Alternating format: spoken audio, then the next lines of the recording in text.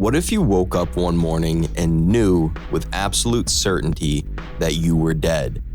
Not feared it, not worried about dying, but knew it. The way you know your own name.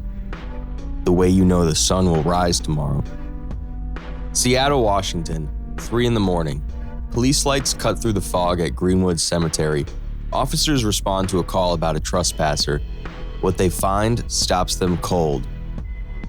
A man, gaunt and hollow-eyed, standing next to a half-dug grave.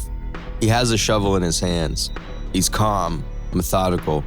When they ask what he's doing, he looks up with empty eyes and says, "I just need to finish before sunrise."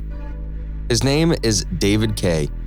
5 months earlier, he was a successful tax attorney with a wife, 2 kids, and a mortgage. A normal life. A boring life, even. This is Diagnosis Glitch. And this is the story of how a man's brain forgot he was alive. To understand how we got here, we need to go back 5 months.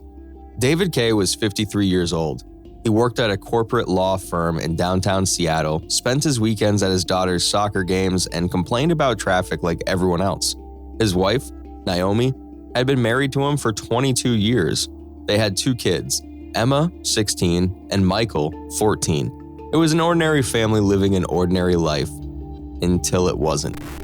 It started with migraine, not the kind you take 2 aspirin for and move on, the kind that makes you scream. David woke up at 2 a.m. clutching his head, telling Naomi something felt like it snapped inside his skull. The pain was so intense he couldn't see straight. Naomi rushed him to the emergency room, terrified it was a brain aneurysm or a stroke. The doctors ran every test they could think of. CT scan, neurological exam, blood work, everything came back normal. They gave him heavy-duty painkillers and sent him home. 2 days later, David told Naomi his heart had stopped. Not that he thought it stopped or that it felt like it stopped. He was certain, absolutely certain. Naomi looked at her husband, confused. He seemed fine. He was standing right in front of her, breathing, talking. But the certainty in his voice was unsettling. He wasn't panicking. He wasn't emotional. He was just certain. Like he was telling her the sky was blue. Back to the ER they went. The staff hooked David up to cardiac monitors and ran every heart test imaginable. EKG, echocardiogram, stress test. Everything was normal. His heart was fine, beating strong and steady. The attending physician diagnosed it as a panic attack and prescribed Xanax. Naomi watched the doctor explain this to her husband and thought, this doesn't feel like panic.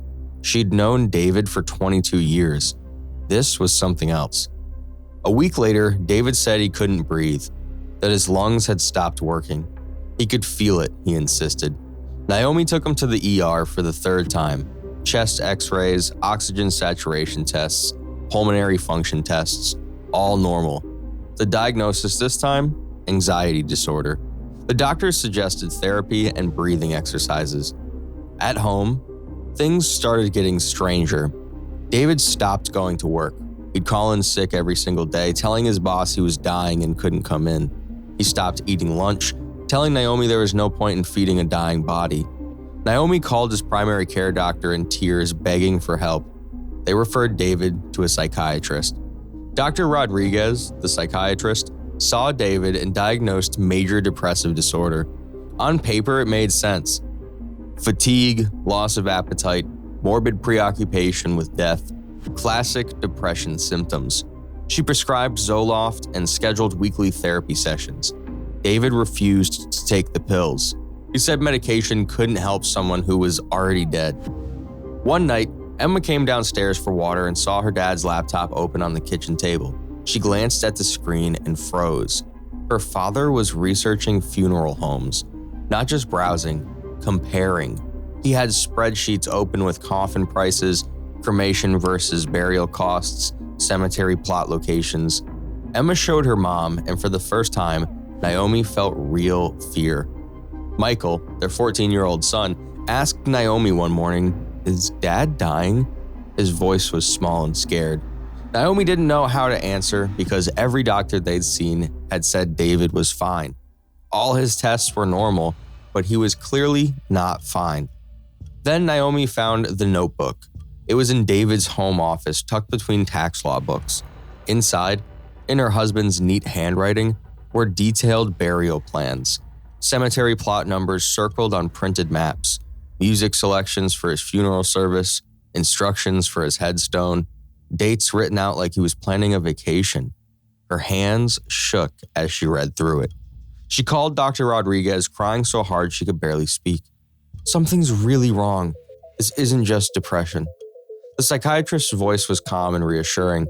"Depression can feel like dying, Mrs. K.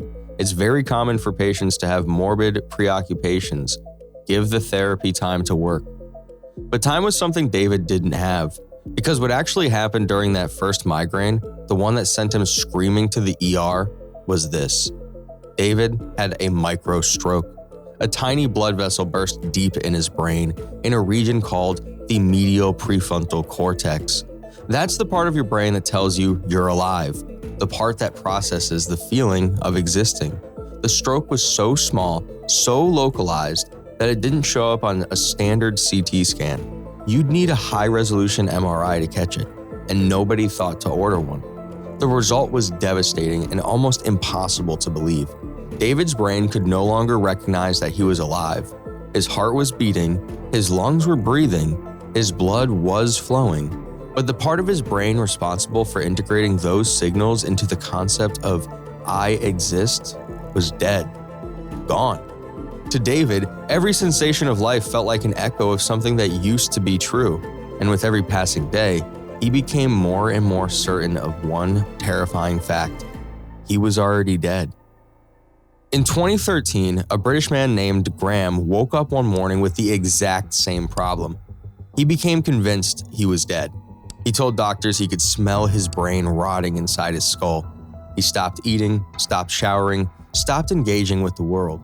For 9 months, doctors tried everything: antidepressants, antipsychotics, therapy. Nothing worked. It took 9 months before someone finally ordered the right brain scan and found the damage, the exact same spot in his brain that had died in David's. David's family was about to learn what Graham's family learned. When your brain tells you you're dead with absolute certainty, no amount of logic, love, or evidence can convince you otherwise. Because to you, death isn't a fear, it's not a belief, it's a fact. And facts don't change just because people tell you you're wrong.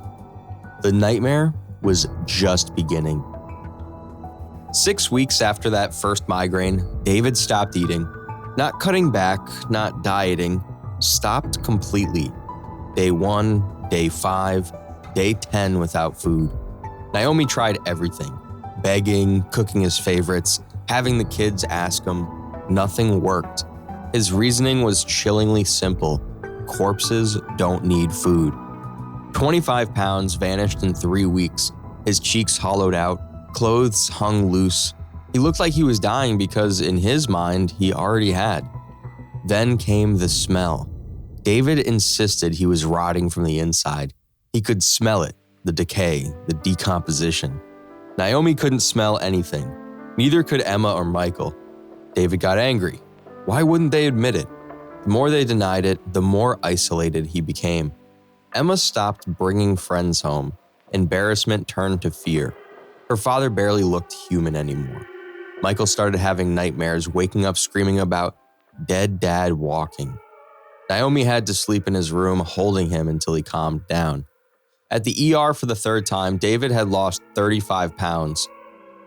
Doctors ran blood panels, abdominal CT, upper endoscopy, everything normal except malnutrition. The doctor asked if David was taking his antidepressants. He wasn't. They suggested psychiatric care and sent them home. Naomi pushed back. She asked specifically about a brain MRI. The doctor shook his head. The CT after his first ER visit already ruled out stroke. MRI isn't medically indicated. Insurance wouldn't approve it anyway. They were stuck. Weeks crawled by. David got thinner, quieter, more hollow. He stopped speaking much at all. One afternoon, Emma heard a sound from the basement. She flipped on the light and screamed. Her father was sitting in the corner in pitch darkness. He'd been there for hours, just sitting. When Naomi came running, David didn't even react. Police brought David home a few days later. They'd found him at Greenwood Cemetery walking between burial plots, measuring spaces with his feet. He wasn't visiting anyone. He was shopping for his own grave. That night, Naomi found a receipt in his jacket. He'd spent $3,000 of their savings on a burial plot. Then came the bathroom incident. Naomi found David with a kitchen knife and a small cut on his forearm. Not suicide, testing. He stared at the blood running down his arm, confused. There shouldn't be blood. I'm dead. The blood meant circulation. It meant life. To David, that was impossible. Naomi called 911, hands shaking. David was placed on a 72-hour psychiatric hold. New diagnosis, schizophrenia with somatic delusions. They gave him Haldol by forced injection and kept him 7 days. The medication did nothing. The delusions didn't bulge. On day 7, they released him. Not because he was better, because his insurance stopped covering psychiatric care. A common American tragedy. Insurance companies decide when treatment ends, not doctors. Day 38 without eating. David weighed 116 pounds. He hadn't spoken in 2 weeks. He sat in the living room staring at nothing, occasionally touching his wrist as if checking for a pulse he knew wasn't there. Michael came to Naomi one evening, voice tiny and terrified. "Is Daddy coming back?" She had no answer. The man in their living room wasn't her husband anymore. He was a ghost. Here's what was happening medically.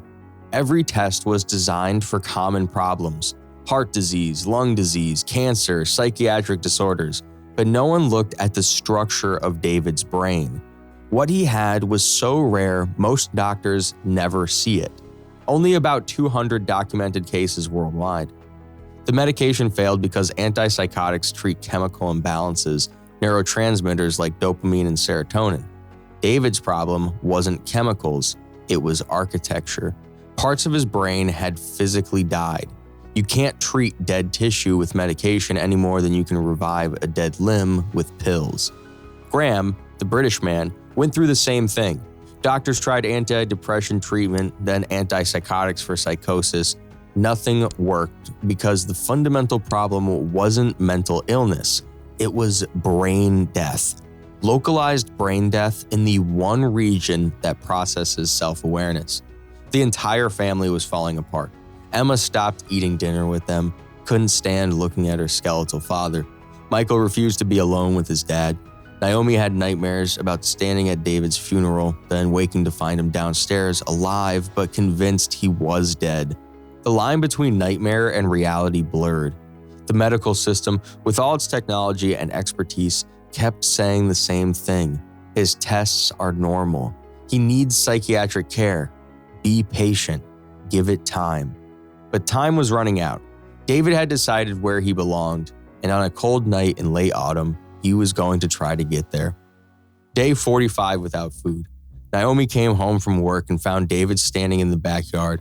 It was 95 degrees and he'd been there for 6 hours. His skin was bright red with severe sunburn, his lips cracked from dehydration. He was testing whether dead people could feel heat. The ambulance took him to the ER. They treated the burns, rehydrated him, and sent him home that same day. 3 nights later, Naomi woke at 3 a.m. David's side of the bed was empty. She found a note on his pillow. "Gone to finish what I started." Her blood went cold. The phone rang. It was the police. "Ma'am, we have your husband at Greenwood Cemetery." When Naomi arrived, police lights cut through the fog. David stood next to a half-dug grave, shovel in his hands, completely calm. An officer walked over to her. "He's been here over an hour. Says he's digging his own grave. Needs to finish before sunrise." Naomi looked at her husband. He didn't even glance at her. This time, David was taken to a different hospital, a different psychiatrist, Dr. Amir Hassan. Hassan specialized in neuropsychiatry, brain disorders that masquerade as mental illness. And he did something no other doctor had done. He read David's entire 5-month medical file overnight. Every page, every test, every diagnosis. The next morning, Hassan asked to speak with Naomi. Tell me about the very first symptom, that migraine. She described it. Sudden, severe. David said something snapped inside his skull. Hassan nodded slowly. I need to order a special type of brain scan, high-resolution MRI. It takes 3 hours, but it might show us what we've been missing. Hours later, Hassan called Naomi into his office. He showed her the scan on his computer screen and pointed to a dark spot. This is dead tissue, Mrs. K. Your husband had a stroke during that first migraine. Right here, in the medial prefrontal cortex. Naomi's voice shook. So it's not psychiatric? It's neurological. Your husband has Cotard syndrome. The stroke destroyed the part of his brain that recognizes he exists. To David, being dead isn't a belief or a fear, it's a fact, like gravity. There are only about 200 documented cases in the world. Naomi broke down, relief that there was finally an answer, horror at what it was, rage that it took 5 months to find. Why didn't anyone find this earlier? She asked through tears. Hassan's voice was gentle. Because Cotard syndrome isn't in standard diagnostic manuals. Medical students aren't taught about it. It's essentially invisible to the system. He paused. Do you have children? Naomi nodded, still crying. They've been living with this too? They're terrified of their own father, she whispered. Graham's diagnosis took 9 months. David's took 5. Both times the disease was hiding in plain sight. When something is this rare, the medical system simply isn't designed to see it. 5 months, 4 different emergency rooms, 3 psychiatrists, dozens of tests, $170,000 in medical bills, and the answer had been there the whole time, in the dead tissue of David's brain, in the parts that used to tell him he was alive. Treatment began immediately. Electroconvulsive therapy, controlled electrical seizures designed to reset damaged brain pathways. It was brutal, but it was David's only chance. 11 sessions over 3 weeks. The first 5 sessions showed no change. Naomi started losing hope. Then, during session 7, David made eye contact with her. For the first time in months, he actually looked at her. She started crying right there in the hospital hallway. Session 10, David spoke one word, water. But it was a word. It was communication. It was hope. Session 11, a full sentence. David looked at Naomi and asked, "Am I alive?" Not a statement, a question. The first question he'd asked in months. Naomi was sobbing. Yes, you're alive. But this wasn't a miracle cure. This was just the beginning of a very long road back. This is Diagnosis Glitch. When medicine can't see you, you become invisible, even to yourself. Subscribe for more medical mysteries that hide in plain sight.